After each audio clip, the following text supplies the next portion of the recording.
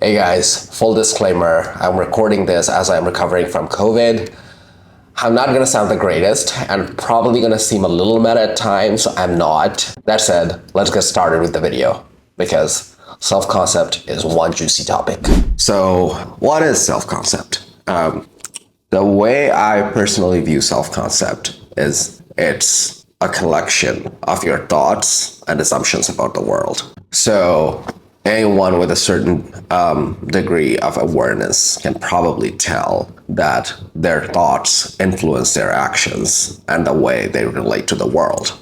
And it's very interesting how all of that gets consolidated once you start diving into a lot of the manifestation literature. Take something like the mirror principle. So we have thoughts and assumptions about the world, and as Neville Goddard would say, these assumptions harden into facts, and then our reality starts echoing those assumptions. I can speak from personal experience. So there was a period in my life when my relationship with the world was very difficult. I've had a very abusive upbringing, and growing up, I was told that people are always out there to get you, and everyone is just out there to take advantage of each other, and it's a dog-eat-dog kind of world. My lens that I was viewing human relationships through was one of competition instead of cooperation, and I also was very convinced that I have to always keep fighting to get what I want, and that is what eventually play out in my relationships. See, this is how self-concept plays out in our lives. So we have certain ideas or certain assumptions.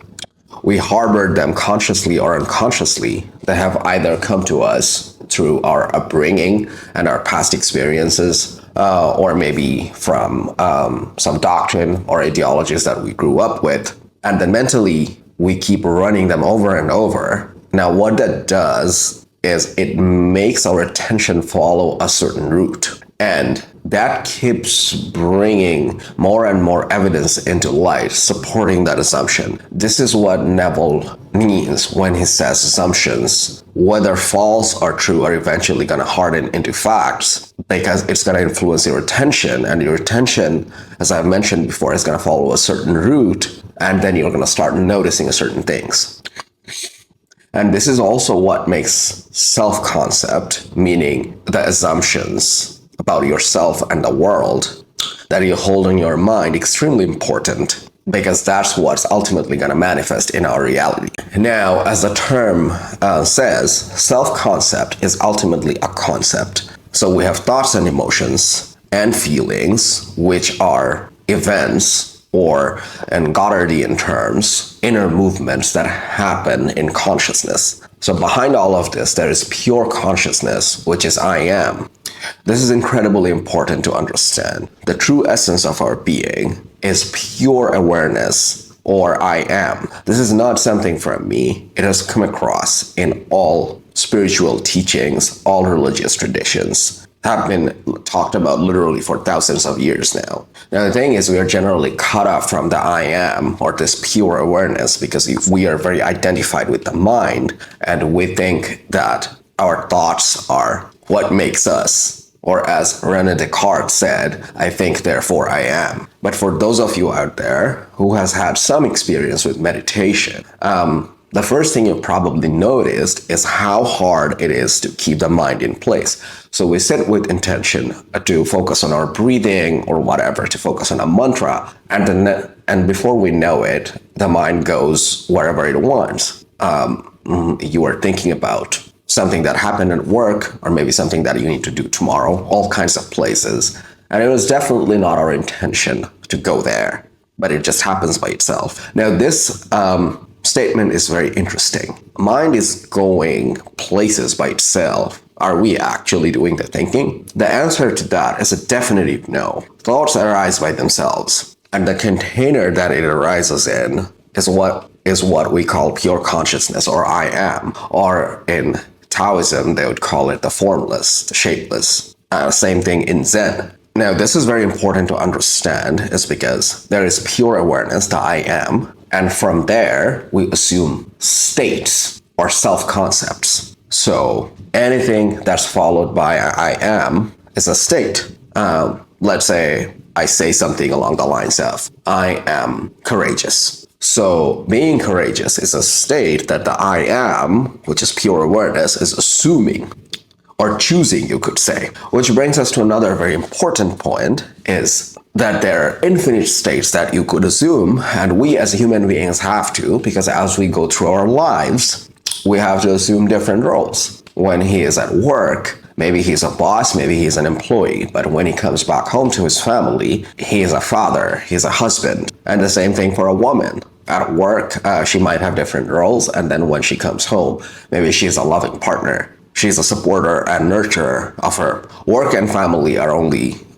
two examples. So we engage with our reality in many different capacities. And that requires us to assume these different roles or states, which is what's followed by I am. So to recap, your pure awareness, every role that you are choosing to play in material reality are what we'd call states. One good way to look at self-concepts is essentially as this collection of states. Now, it's interesting how a lot of our assumptions about the world can also be generalized to this notion of I am followed by a state. Let's say there is something that you find particularly challenging, maybe doing public speaking, and then you have this assumption that public speaking is hard. Well, this is of course not true, because there are a lot of people for whom public speaking comes effortlessly. So when you say public speaking is hard, what you're saying is public speaking is hard for you. And then if we take it one step further, what we realize is what we're essentially saying is I am bad at public speaking.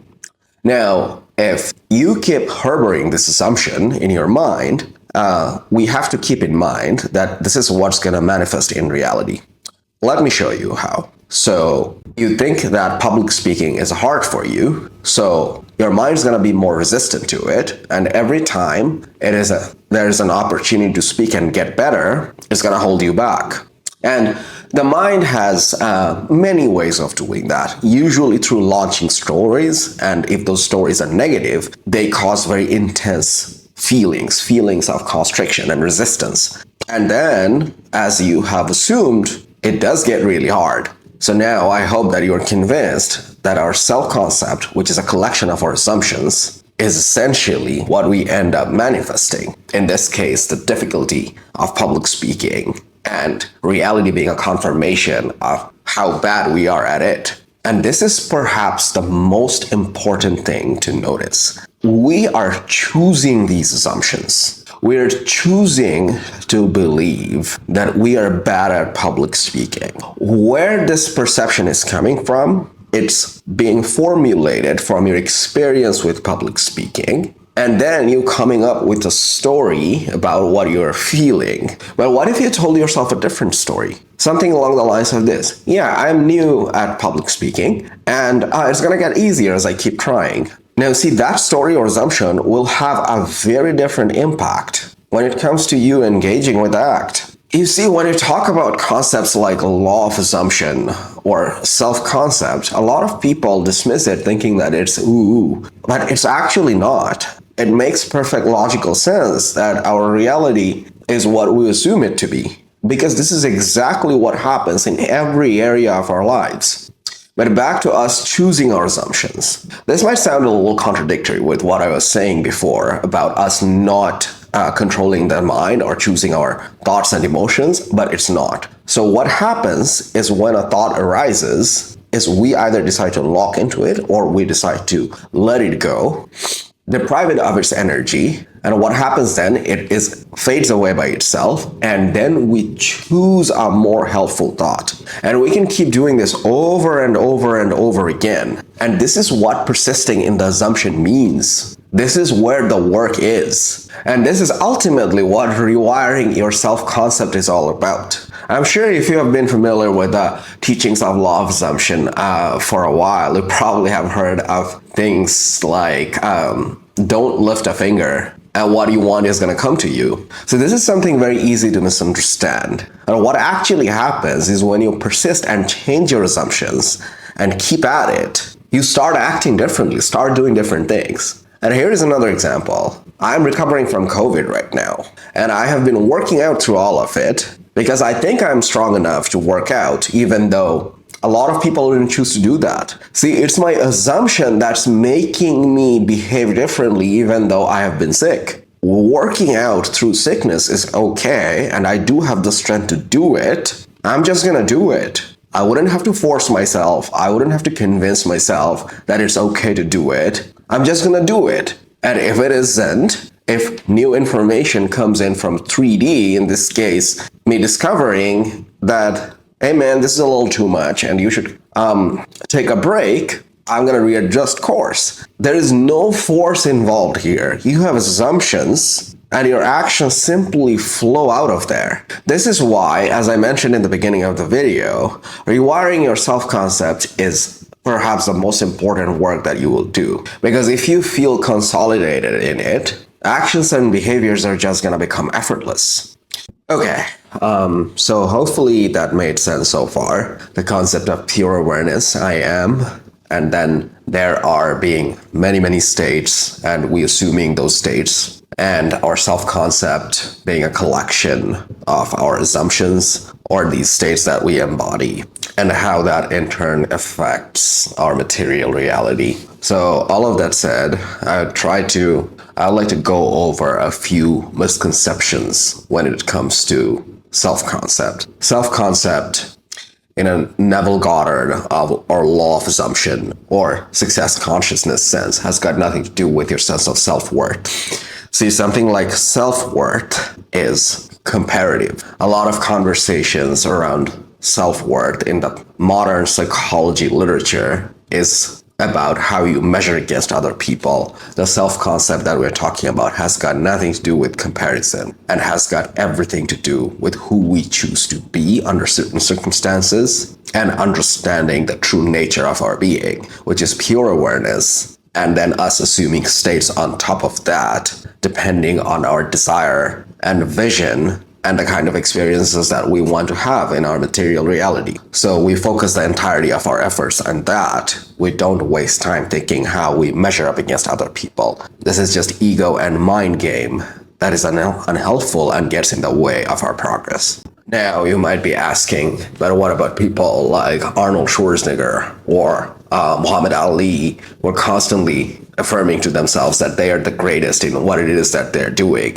See, these people are champions at not being influenced by what their reality is in the moment. The 3D doesn't throw them off. And they have great understanding in the notion that as long as they keep being faithful to the assumption, it's gonna keep playing out in their reality, if not now, somewhere later down the line.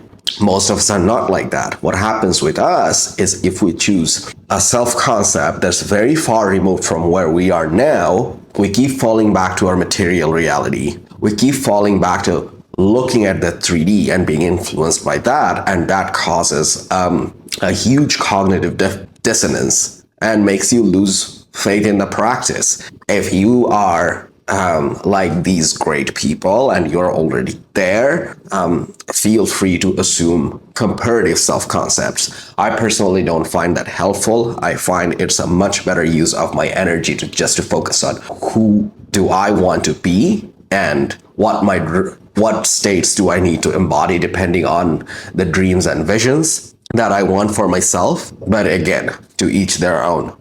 Another point of concern could be if there are so many states to assume and I have to consciously keep practicing all of them, isn't that overwhelming? Yes, it could be. And there are antidotes for that. Just to quickly go over, I have personally found desires to be a great pointer to fix that problem. So you have desire, and then you stay in the feeling of wish fulfilled, and you are very convinced that your desire is going to become a reality, and your desires dictate your actions or the states that you're trying to assume. Another one is to be very skilled at flowing from moment to moment and then assuming states in a very fluid manner instead of consciously thinking about it. And it's interesting because it's something that has come up in Zen teachings as well.